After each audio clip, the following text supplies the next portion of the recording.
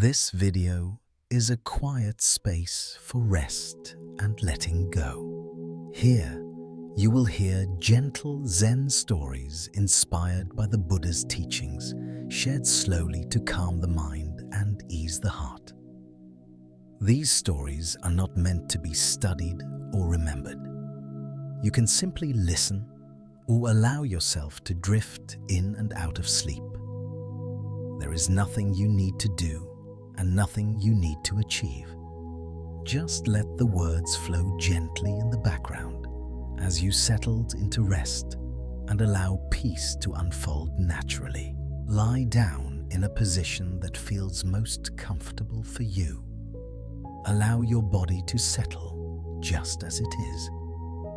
There is nothing you need to change right now. Gently close your eyes. Feel the surface beneath you supporting your weight. Let your shoulders soften. Let your jaw relax. Allow your breath to move naturally without effort. You may notice that your mind is still busy. Thoughts may be drifting in and out. This is perfectly okay. Tonight, you do not need to solve anything. You do not need to hold on to any thought.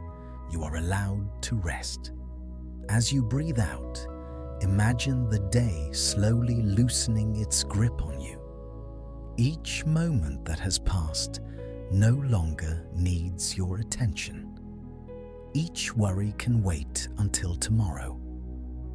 For now, there is only this gentle breath and this quiet moment. You may notice a sense of tiredness in your body. This tiredness is not a problem. It is a sign that your body is ready to rest.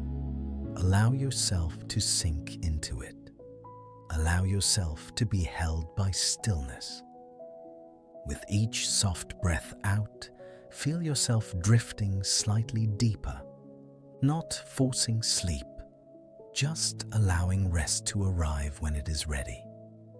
Now, as your breathing becomes slower and more natural, allow an image to form gently in your mind. Imagine a quiet river at dusk.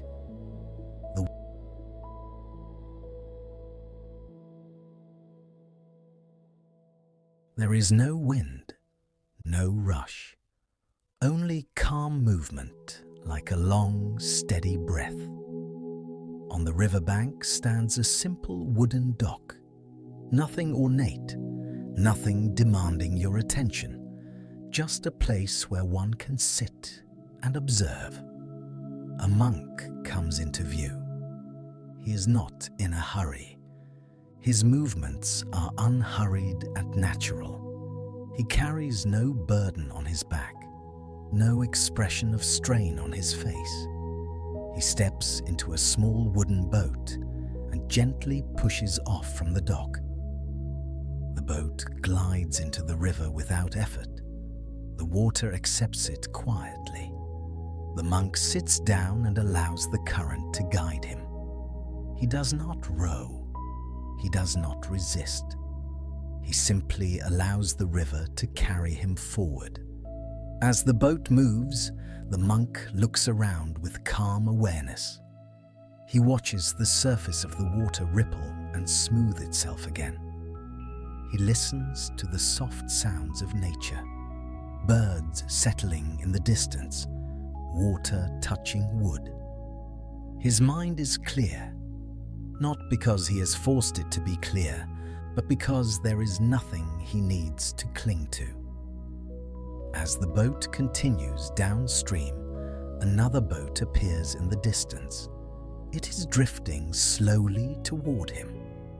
At first, the monk simply observes it. He notices its shape, its movement, the way it floats. But as the distance between the two boats closes, it becomes clear that the boats are on a collision course. The monk watches calmly at first. There is still time. He remains still, trusting the flow of the river. As the other boat draws nearer, the monk feels a subtle tension arise, a small tightening in the chest, a slight alertness in the body. The boats come closer, closer still, and then, gently but firmly, the two boats bump into each other. The sound is soft, wood touching wood, water rippling outward. For a brief moment, a reaction arises in the monk's mind. A thought begins to form, an impulse to feel irritation, to question, to blame. But before the thought can settle, the monk looks into the other boat. It is empty.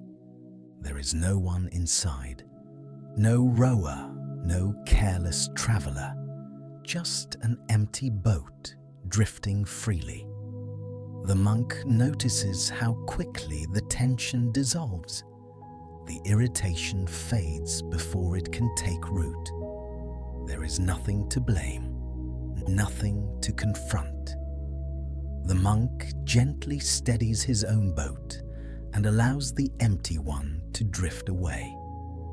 The river continues its slow movement, unchanged. He sits quietly for a moment, observing what has just occurred. Not analyzing, simply noticing. He becomes aware that if the boat had not been empty, if there had been a person inside, the reaction might have been very different. Words might have formed, judgments, assumptions, stories about intention. But because the boat was empty, there was only movement, only contact, only passing. The monk allows this understanding to settle naturally, like silt drifting down to the bottom of a clear stream. As the boat continues to drift downstream, the monk reflects gently, without effort. In life, he knows, many of the things that disturb us feel personal. A harsh word, a careless action, a sudden obstacle. The mind often fills the empty boat with a story. Someone meant to hurt me. Someone disrespected me. Someone is in my way. But how often are these boats truly empty? How often are people acting from their own confusion, their own fatigue, their own unawareness? The monk does not try to force an answer. He simply allows the question to float, like the boat itself. As you listen to this story, you may begin to notice moments in your own life when an empty boat felt full, moments when words or actions collided with you, and your mind rushed to fill the space with meaning. This is not a mistake. It is simply the habit of the mind. The monk understands that suffering does not arise from the collision itself, but from the story that follows. The river does not blame the boat.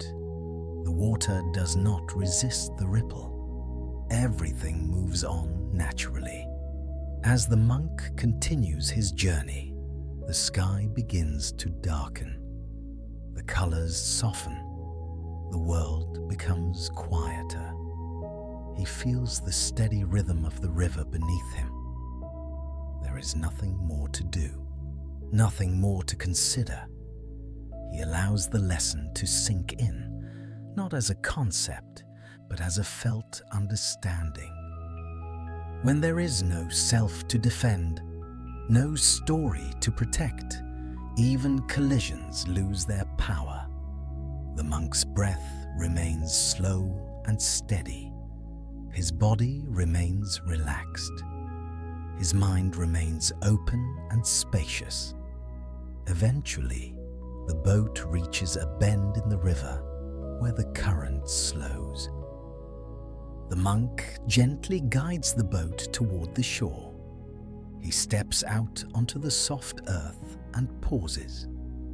He looks back at the river one last time. The empty boat has long since drifted away. There is no trace of the collision, only the quiet movement of water. The monk bows slightly, not to the river, but to the understanding that has arisen naturally.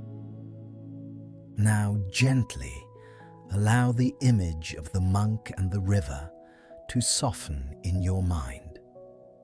You do not need to hold it clearly. You can allow it to fade, like a dream dissolving into rest. Bring your attention back to your own body. Notice how your breathing feels now, perhaps slower, perhaps deeper. Notice any areas where tension has softened, even slightly. The shoulders, the face, the hands. You may begin to sense that you do not need to carry everything so tightly, that some of the boats in your life may be empty, that not every collision requires a response. Tonight, you are allowed to let go. You are allowed to rest without resolving. You are allowed to float. As you continue to breathe, imagine yourself sitting in your own boat, drifting gently on calm water. There is no destination you need to reach. The river knows where to go. With each breath out, allow the stories of the day to loosen. Allow the edges of thought to blur. If thoughts arise, let them be like empty boats. Notice them and let them drift past without resistance. There is nothing to fix, nothing to improve, nothing to understand completely.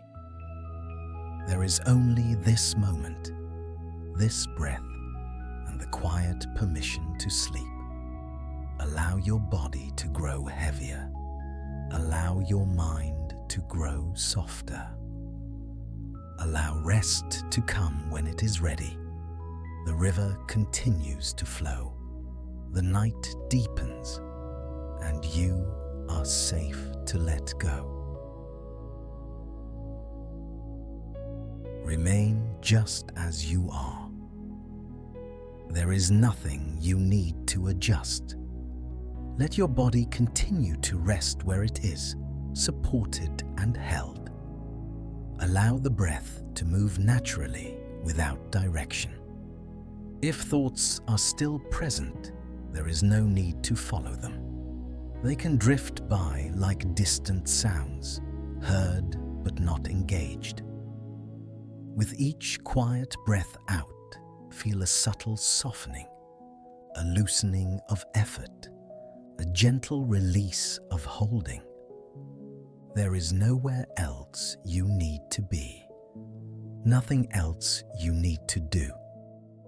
In this stillness, allow an image to arise gently, without force. Imagine a narrow path winding through a quiet forest. The air is cool and calm. Light filters down through tall trees, touching the ground in soft patterns. His path. His steps are steady, unhurried. He carries only what is necessary. He is not rushing toward a destination. He is simply walking. As he moves forward, his attention rests lightly on the ground beneath his feet. The feel of the earth, the subtle sounds of leaves and wind. Without warning, a sudden, sharp pain strikes his leg. He stops. His body reacts immediately. Breath tightens. Muscles contract. He looks down and sees an arrow embedded in his leg. The pain is real, immediate, undeniable. He lowers himself carefully to the ground, supporting his weight. Trembles slightly as he steadies his breathing. The body knows what pain is. The body responds naturally. As he sits there, the mind begins to move. Questions arise quickly. Why did this happen? Who shot the arrow? Was it meant for me? Fear spreads through his chest. Anger begins to take shape. Tension builds. The pain seems sharper now, more intense, as if the arrow has gone deeper. The traveler feels overwhelmed, not only by the wound, but by the storm of thoughts surrounding it. Just then, another figure appears on the path. A monk is walking quietly through the forest. His steps are slow and deliberate. His gaze is calm. He notices the traveler sitting on the ground and approaches gently. He does not rush. He does not panic. The monk kneels beside the traveler and looks carefully at the wound. His face shows no alarm. He speaks softly. "You have been struck by an arrow," the monk says. "That pain is real." The traveler nods, breathing unevenly. The monk remains still for a moment, allowing the traveler to feel seen, not judged, not questioned. Then the monk continues. "But notice," he says quietly, "what else is happening within you?" The traveler looks up, confused. The monk gestures gently toward the traveler's chest and head. "You have been struck by one arrow," he explains. "But now another arrow has followed." The traveler does not understand. The monk speaks slowly, choosing each word with care. "The first arrow," he says, "is the pain that comes from life itself. Bodies are injured, illness arises, loss occurs." The monk pauses, allowing the words to settle into the quiet forest air. "This pain cannot always be avoided," he continues. "It is part of being alive." The traveler listens, his breathing beginning to slow. "But the second arrow," the monk says, "is the suffering we add through resistance." The traveler's brow furrows slightly. "When the mind asks why," the monk explains, "when it searches for blame, when it tightens against what has already happened, it fires the second arrow." The monk remains silent again, giving space. The traveler notices something subtle.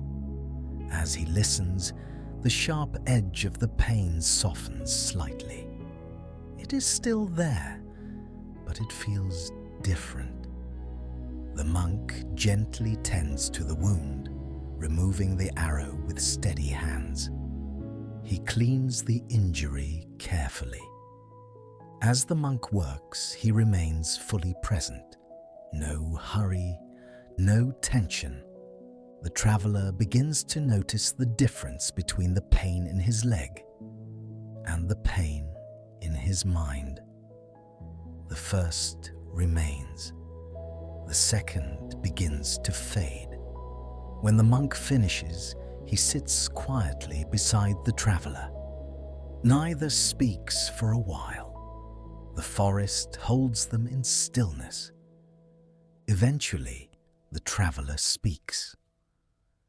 "I did not know I was hurting myself," he says softly. The monk nods. "The Buddha's teaching does not deny pain. Most of us do not," he replies. The traveler reflects quietly. Throughout his life, he realizes pain has come in many forms: loss, disappointment, failure, illness. Each time the mind rushed forward, trying to explain, trying to control, trying to protect, but often the suffering doubled.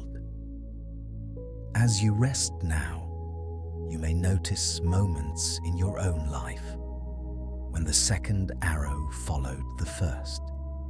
A harsh word spoken, a mistake made, a situation beyond your control. The body reacts, the heart tightens, then the mind begins its work. Why did this happen? Why am I like this?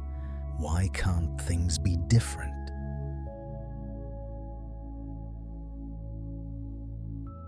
It does not ask you to pretend everything is fine.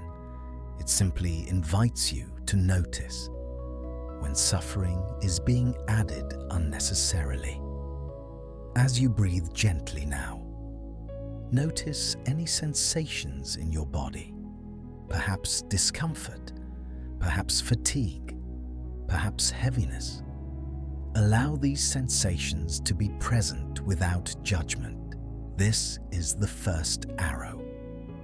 Now notice the thoughts that arise around these sensations. Are they tightening? Are they resisting?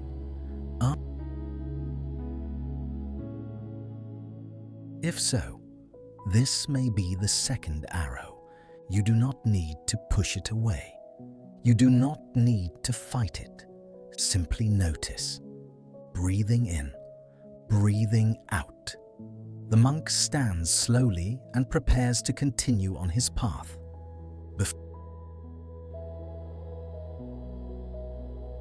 Pain will visit, he says gently, but suffering does not have to stay. The traveler bows in gratitude. The monk disappears into the forest, his footsteps fading into silence. The traveler remains seated for a while longer, allowing the understanding to settle, not as a thought, but as a feeling. Eventually, he rises and continues along the path. The forest seems quieter now, the light softer. As this image begins to fade, bring your attention back to your own body. Notice how it feels now compared to earlier. Perhaps nothing has changed. Perhaps something subtle has shifted. Either is fine. You do not need to evaluate. Simply rest. If pain or discomfort is present, allow it to be there without adding a story. If thoughts arise, let them pass like clouds across. You do not need to follow them. There is nothing to fix, nothing to achieve, just this quiet moment. Let your body grow heavier. Let the bed support you fully. The second arrow can rest now. The night continues to deepen. Breath continues to move. And you are free to let go. And now, gently, we continue with a Zen story called The Raft. Remain just as you are. There is nothing you need to change. Allow the body to rest fully where it is, supported and still. Let the breath move in its own quiet rhythm without guidance or effort. If thoughts arise, there is no need to follow them. If the mind is quiet, allow it to remain quiet. Nothing needs to be forced. With each slow breath out, feel a subtle easing through the body, a soft unwinding, a quiet permission to stop holding.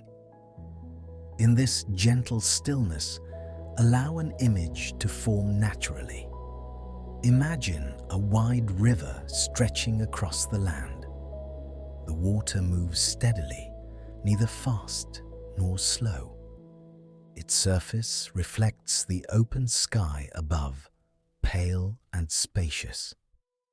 The river is calm, yet deep, clear enough to see its movement, but too wide to cross by stepping through. On one side of the river stands a traveler. He has walked a long way to reach this place. His body feels tired but steady. He carries little with him, only what has been necessary for the journey so far. The traveler looks across the river. On the far shore lies open ground, a continuation of the path, safety, rest. He knows he cannot remain where he is, and he knows he cannot cross the river by force. So he pauses.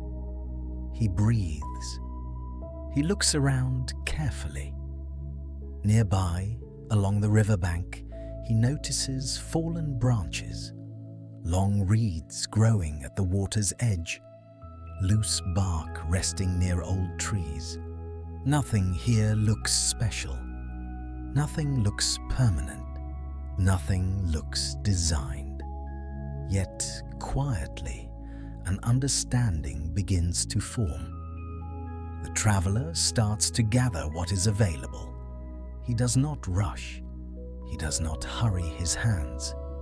He selects branches that are strong enough to float. He pulls reeds from the earth and lays them out gently. He ties pieces together with care, testing their strength. Time passes slowly. The sun moves quietly overhead. The traveler works with patience, not thinking about the far shore, only about the peace in front of him. Gradually, a simple raft takes shape. It is rough, uneven, imperfect. But when he places it on the water, it floats. The traveler stands quietly, watching it move slightly with the current. A sense of calm confidence arises. He steps onto the raft carefully. It shifts beneath his weight, then steadies. He kneels and uses his hands to guide it forward. The water carries him gently. There is effort involved, but no struggle. When he moves suddenly, the raft wobbles. When he remains calm, it glides smoothly. Slowly, the far shore draws closer. The raft touches solid ground. The traveler steps off and stands on the earth. He pauses, breathing quietly. He has crossed the river. He turns and looks back at the raft. It rests lightly against the riverbank, still floating. A feeling of gratitude arises. Without the raft, the crossing would not have been possible. The traveler considers lifting it onto his back. After all, it helped him. It supported him when he needed support. Perhaps it will be useful again. He bends down and tries to lift it. The raft is heavier than expected. Its uneven shape presses awkwardly against his shoulders. He adjusts his grip and begins to walk. Each step becomes more difficult. The path ahead narrows. The weight pulls him off balance. After only a few steps, the traveler stops. He stands still, breathing slowly. The strain is clear.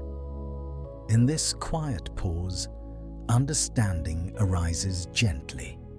The raft was useful. The raft was necessary. But the raft was never meant to be carried. The traveler lowers it carefully back to the ground. He places it by the river. He bows slightly, not out of obligation, but out of recognition. Then he turns and continues on his path, unburdened. As this image settles, notice how simple the moment is. No conflict, no force, only use, and then release. As you rest now, you may notice how this story reflects moments in your own life. There have been many rafts, ways of thinking that once protected you, habits that once helped you survive, beliefs that once gave you stability. At one time, they were necessary. They carried you across difficult waters. The Buddha taught that even helpful things can become burdens when we cling to them beyond their purpose. This teaching is gentle. It does not ask you to reject what helped you. It simply invites awareness. As you breathe quietly now, notice your body. Notice any areas of tightness, the shoulders, the neck, the chest. Without judgment, simply notice. Some of this tension may come from holding something longer than needed. A thought, an identity, an expectation. The raft is not wrong. It did its work. Now it can rest. The traveler continues along the path. Without the weight, his steps feel lighter. The air feels more open. He does not look back again. Not because he is rejecting the raft, but because there is no need to carry it forward. In the same way, you do not need to push anything away tonight. You do not need to decide what to keep or release. Simply resting is enough. The body knows how to loosen. The mind knows how to soften when it is not forced.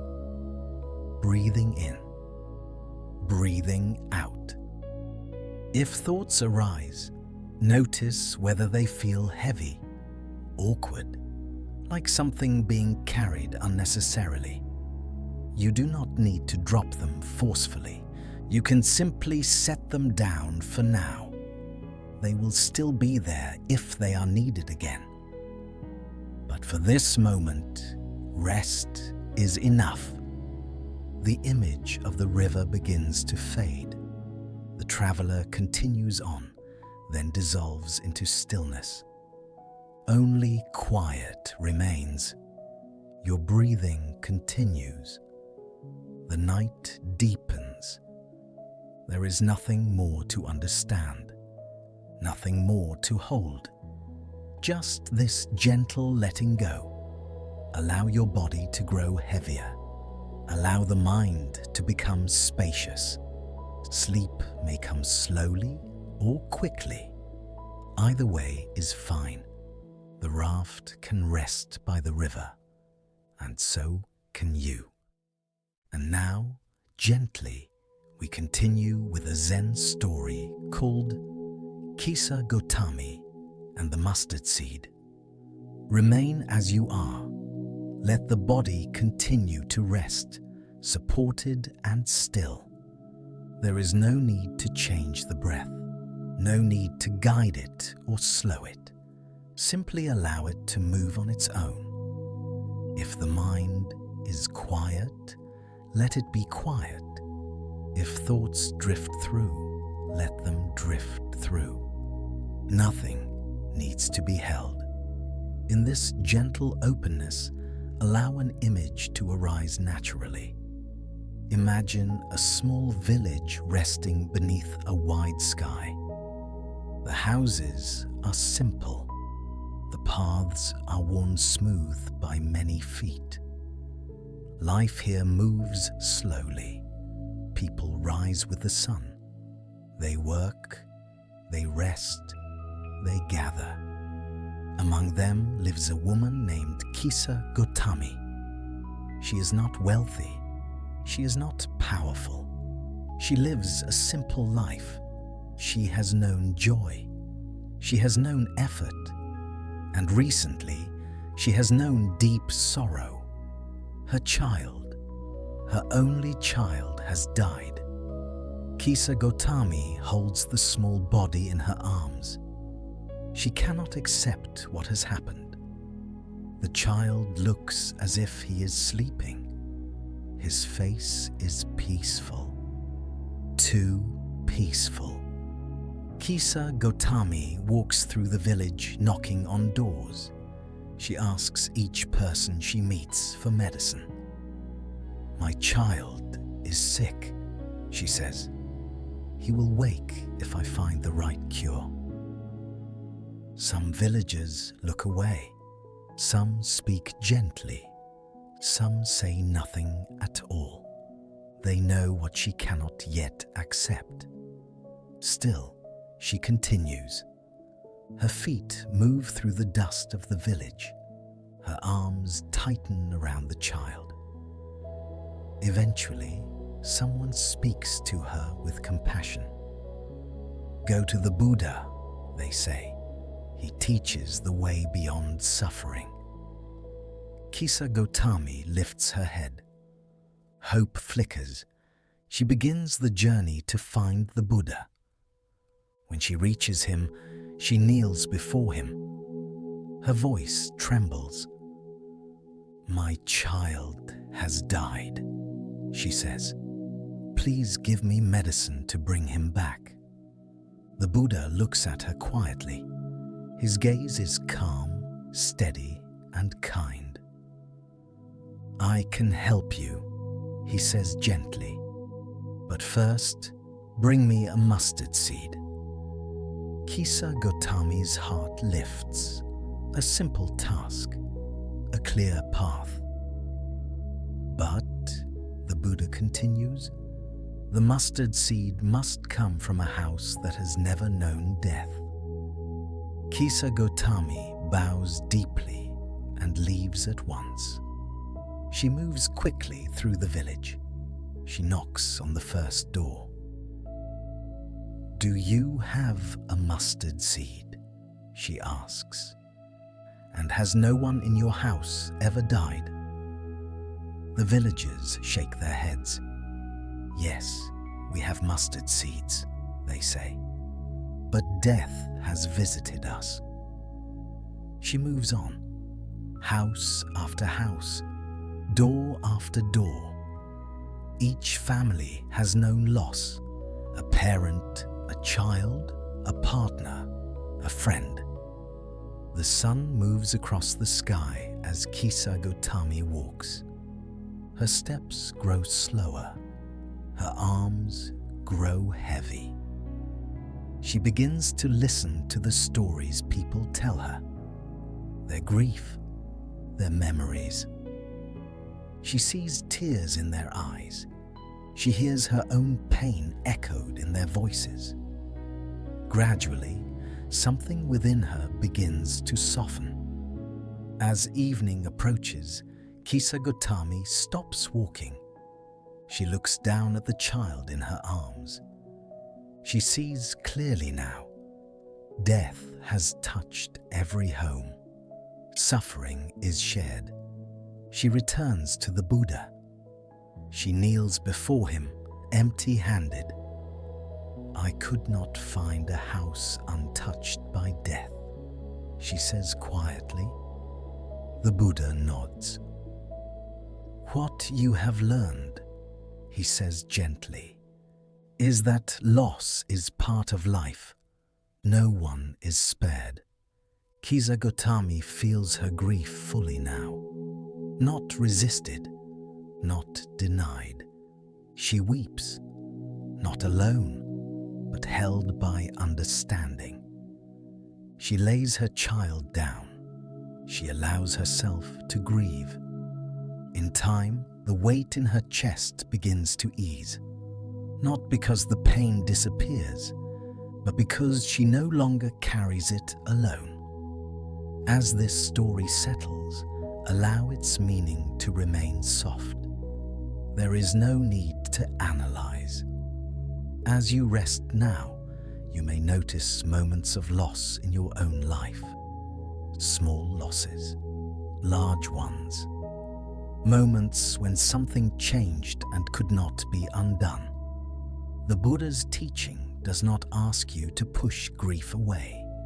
It invites you to see that you are not alone in it. Breathing in, breathing out. Grief softens when it is allowed, when it is shared with all beings. The image of the village begins to fade. The night grows quiet. Your body continues to rest. Your breath continues to move. There is nothing you need to resolve now. Nothing you need to hold tightly. Just this gentle awareness. Allow the story to settle into stillness. Allow rest to deepen naturally. And now, gently, we continue with a Zen story called The Cup of Tea. Remain just as you are. Allow the body to stay supported and still. There is no need to change anything. No need to guide the breath. No need to reach for calm. Whatever is present is allowed to be present. With each quiet breath out, feel a gentle softening, a loosening of effort, a quiet permission to stop holding. In this openness, allow an image to arise naturally. Imagine a small Zen temple resting at the edge of a quiet mountain path. The building is simple, wood weathered by time, stone steps worn smooth by many feet. A visitor arrives at the temple. He has traveled far. He has read many books. He has studied many teachings. His mind is full of questions. He bows politely and is invited inside. The Zen master greets him without ceremony. They sit together in silence for a moment. The visitor speaks. "I have come to learn," he says. "I have studied many teachings. I wish to understand the truth." The Zen master nods gently.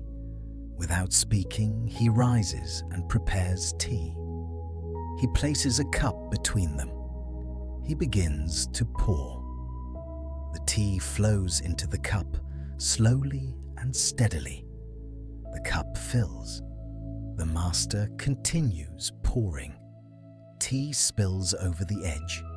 It runs down the sides. It pools on the floor. The visitor looks surprised. "The cup is full," he says. "No more will fit." The Zen master stops pouring. He looks at the visitor calmly. "Like this cup," he says softly, "your mind is already full." The visitor falls silent. The master continues. "If you wish to taste this tea," he says, "you must first empty your cup." They sit together quietly. The tea cools. The moment deepens. The visitor begins to understand. As this story settles, allow its meaning to remain gentle. There is no need to analyze. As you rest now, you may notice how often the mind is full of thoughts, full of plans, full of opinions. Even now, the mind may be carrying many things. This is not wrong. It is simply how the mind has learned to survive. But fullness leaves no space. The Buddha taught that wisdom does not arrive by adding more. It arrives when space is allowed. As you breathe quietly now, notice the state of your mind. Is it holding on to something? A thought? A concern? An expectation? There is no need to remove it forcefully. Simply notice, breathing in, breathing out. Notice how the breath naturally creates space. Inhale, exhale. Between breaths, there is a pause.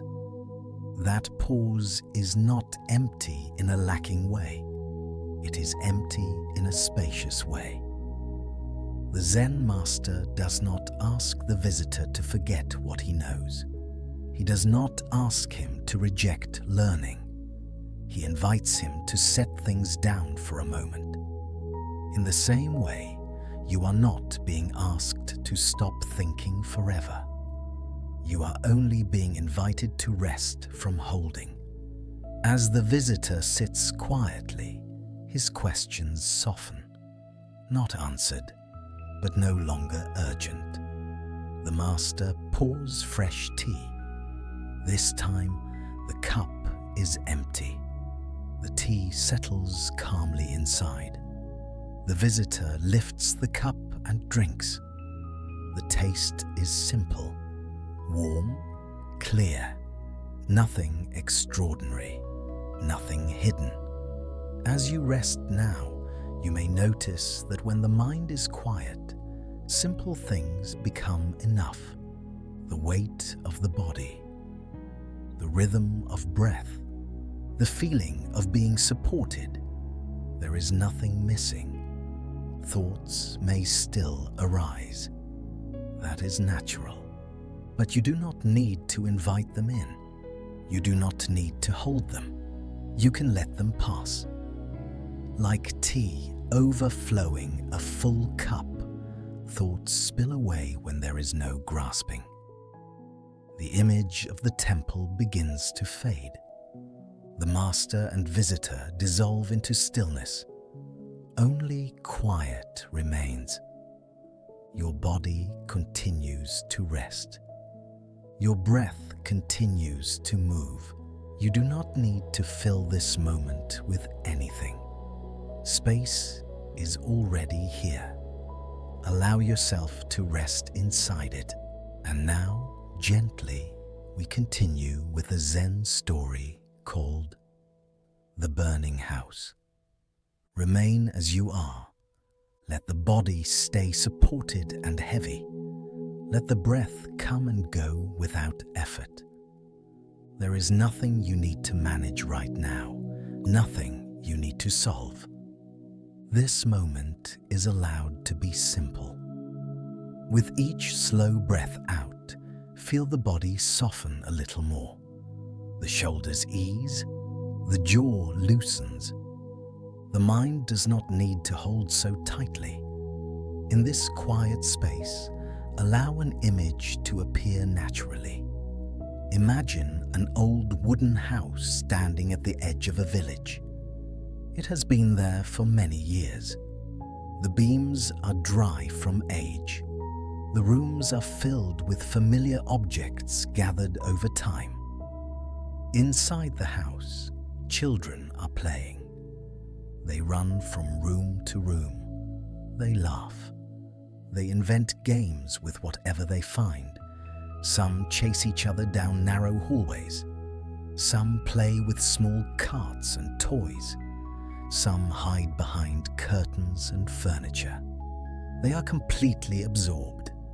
Their attention is turned inward toward play. Outside the house, their father returns from his day. He walks slowly toward the front gate, tired but calm. The evening air is still. As he comes closer, something catches his attention. A faint smell, not food, not incense, something sharp. He looks again. Thin strands of smoke curl up from beneath the roof. His steps quicken. He touches the door. It is warm. He opens it. Heat rushes out. Inside, Flames have already begun to move along the beams, not yet roaring, but spreading. The father's heart tightens. He calls out, "Children, come outside now." But the children do not respond. They are lost in their games. He steps inside, coughing lightly. The smoke stings his eyes. "Children, the house is burning. Come out." Some children glance toward him. They see urgency on his face. Then they return to their play. One thinks he worries too much. Another thinks it will be fine. Another thinks, "I will go later." The father understands something important. The children do not yet know what fire really means. They know warmth. They know cooking flames. They do not understand danger. He looks around, searching for a way to reach them. Then he remembers what each child loves. He raises his voice again, this time differently.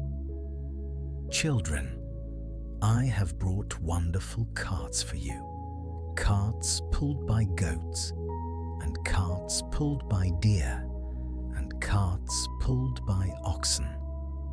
They are bright and beautiful. They are waiting for you outside right now." At the sound of this, the children stop. Their heads turn. Their eyes widen. Carts, new carts. They drop their toys and run. They rush toward the door, laughing and excited. One by one, they spill into the open air. Only then does the father step out fully himself. He stands with them in the yard. Behind them, the house burns. The flames grow stronger. The roof begins to crack. The children fall silent as they watch. Now they understand. The father breathes out slowly. His body trembles slightly, not from cold, but from relief. The heart of the story is already complete. A compassionate call, a skillful way of leading beings out of danger. Let this image rest gently in your mind. As you listen, you may notice that the burning house is not only a house. It can be a way of living, a way of clinging, a way of being distracted. In Buddhist teaching, the burning house points to a simple truth. Life includes change. Life includes loss. Life includes things that cannot be controlled. And yet, we often play inside the rooms as if nothing is happening. We chase small worries. We replay old conversations. We polish stories about who we are and who others should be. We do not do this because we are wrong. We do this because the mind loves familiarity. Even familiar suffering can feel safer than the unknown. Tonight, you are not being asked to judge yourself. You are being invited to step outside gently. The father does not drag the children by force. He does not scold them. He meets them where they are. This is what compassion looks like when it is wise. It does not fight the mind, it guides it. As you rest now, you can do the same with your own mind. You do not need to force silence. You do not need to battle thoughts. You can guide attention softly, like guiding a tired child toward rest. Breathing in, breathing out. Notice what the mind is playing with tonight. Perhaps it is planning tomorrow. Perhaps it is replaying something from the past. Perhaps It is holding a worry that feels urgent. These are the toys the mind knows. They can feel important, they can feel necessary, but you can see them with kindness. You can say quietly, "Not now." Not because they do not matter, but because rest matters too. The burning house can also be simpler. It can be the feeling of being overfull, overstimulated, always on. Your nervous system, like an old wooden house, can only carry so much heat. When there is too much pressure, the body begins to signal. Tight shoulders, a restless chest, a tired mind that will not stop. These signals are not enemies, they are messages. They are saying, step outside, let the heat release. You may not need a dramatic change tonight. You may only need one small step, one breath that is not forced, one exhale that says, I can rest now. In the story, the children are drawn outside by something appealing, something gentle. What is your gentle invitation tonight? It may be the softness of the bed, the weight of the blanket, the sound of your own breathing, the quiet of the room. Let it be simple. As you continue to breathe, imagine stepping outside the burning house, not in fear, in relief. Outside, the air is cooler. There is open space. Nothing demands your attention. You feel the ground beneath you, solid, reliable. The house behind you may burn. That does not mean your life is ending. It means what cannot last is being released. This is a deep kind of letting go. Not the letting go of care, but the letting go of clinging. The Buddha spoke of attachment as something that burns, not because desire is evil, but because grasping creates heat. When the grip loosens, the heat softens. So tonight, loosen gently. If the jaw is tight, let it soften. If the brow is furrowed, let it smooth. If the breath is shallow, allow it to deepen on its own. You do not need to throw anything away. Just set it down for a while. Breathing in, breathing out. Imagine the father standing with the children in the yard. His presence is calm, steady. This presence is what you can offer yourself. A quiet companionship. Let your attention rest on one place in the body that feels easiest. Perhaps the hands, perhaps the feet, perhaps the rise and fall of the chest. Let attention rest there like a warm blanket. If the mind says this is not working, notice that gently. That is just another thought. You can return to the simple feeling of being here. In Zen, this is sometimes called coming home, not to a place, but to presence. Coming home can feel very quiet, so quiet that the mind does not trust it at first, but the heart knows. Rest is not neglect. Rest is wisdom. Tonight, let rest carry you. If thoughts return, guide them out again gently. No frustration, no force. The gentle returning is the practice. No perfection is needed. Outside the burning house, there is nothing to manage. Only open air. Only the steady ground. Let yourself remain here. And now, gently, we continue with the final Zen story. the monk and the scorpion. Remain just as you are. Let the body be supported. Let the breath move freely without direction. There is nothing you need to do now. Nothing you need to remember. Nothing you need to understand. This is simply a space to listen and to rest. In this quiet openness, allow an image to form gently. Imagine a shallow river flowing through a wide, open landscape. The water is clear and calm. Sunlight reflects softly on its surface. Near the edge of the river, a monk walks slowly along the bank.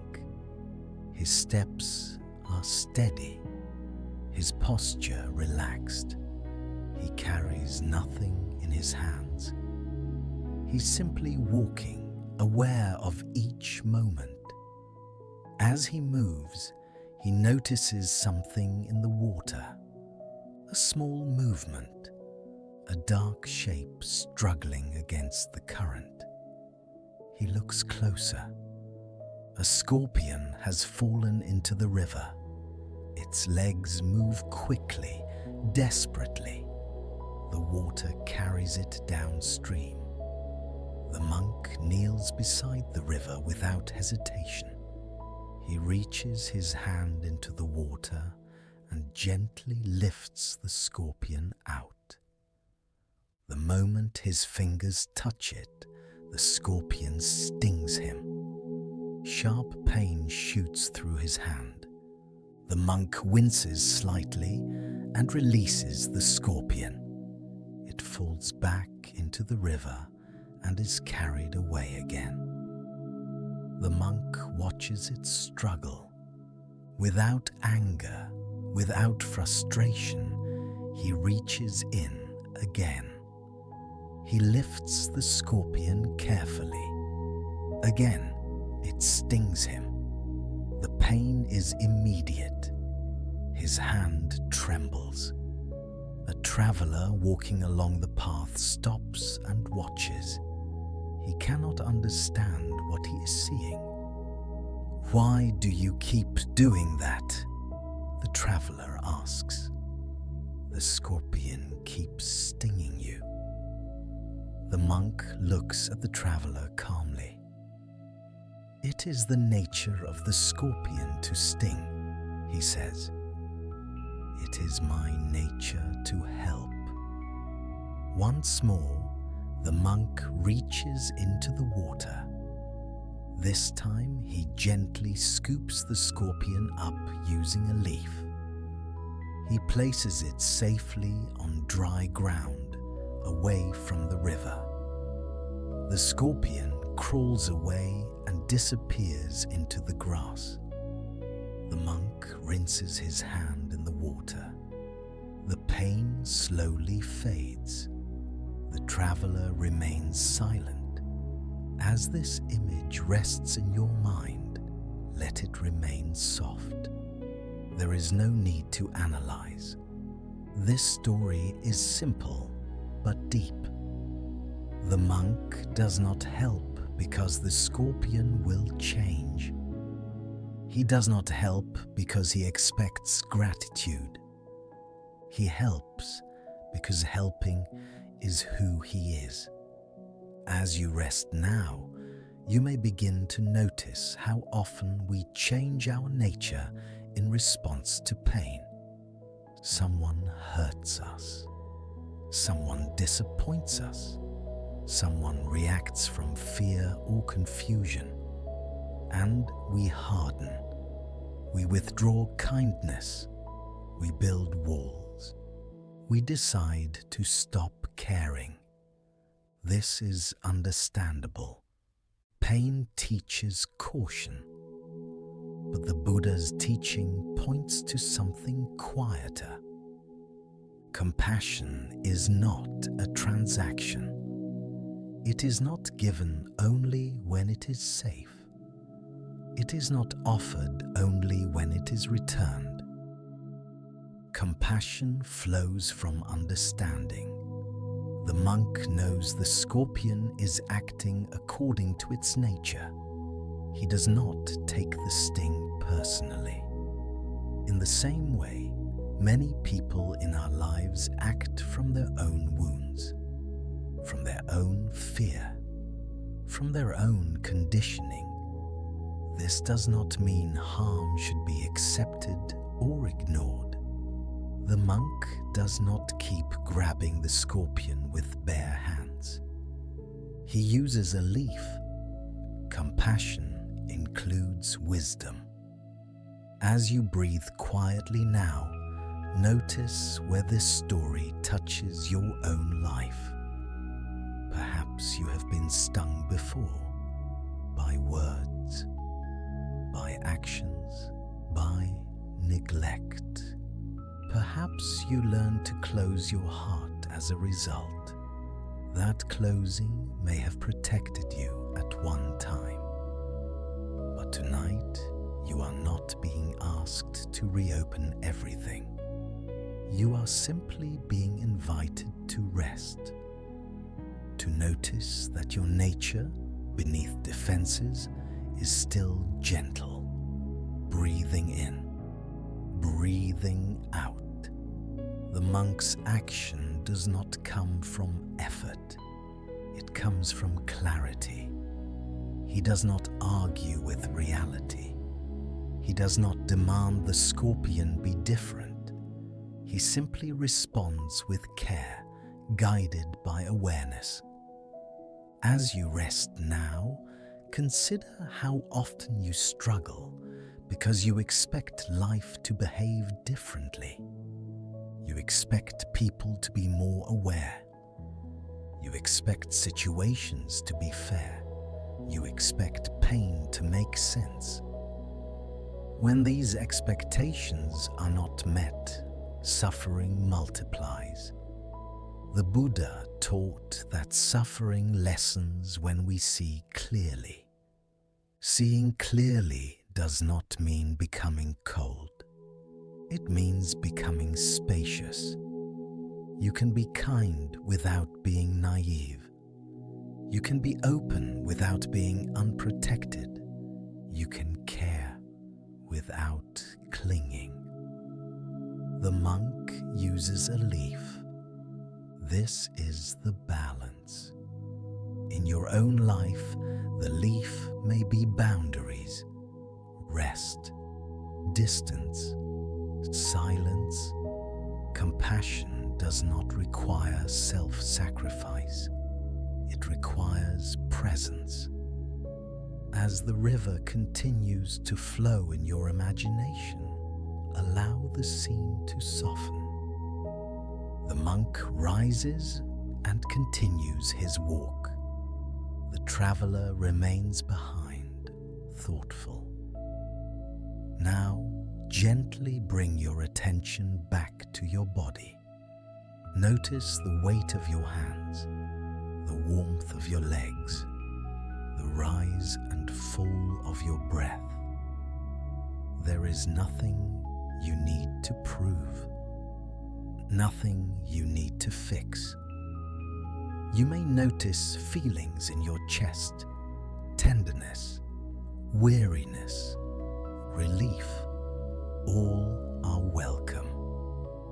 The conclusion of this story is not dramatic. It is quiet. The monk does not preach. He does not explain further. He simply walks on. And that is the teaching.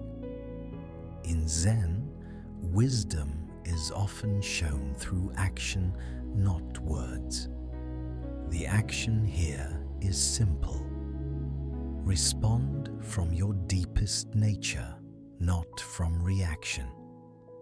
Tonight, responding from your deepest nature may simply mean allowing yourself to sleep, allowing the body to recover, allowing the mind to rest.